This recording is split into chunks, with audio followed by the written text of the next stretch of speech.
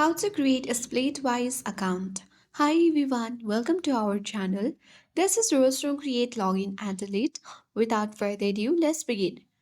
Splitwise is an app designed to help you track and split bills or expenses with friends, roommates, or groups.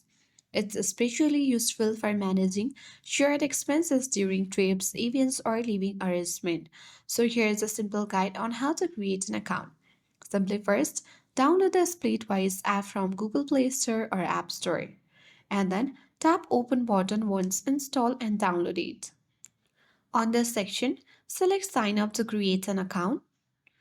Enter your full name and tap Down button. Similarly, enter your email address, create a secure password, and enter your phone number and choose your country code before submitting it.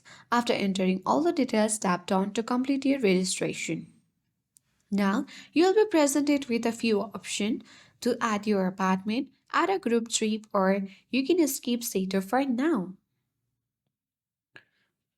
If you choose to skip, you can start using a Splitwise right away to track your expenses. You now have a Splitwise account. You can start adding expenses, split bills, and manage your shared payments with friends and groups.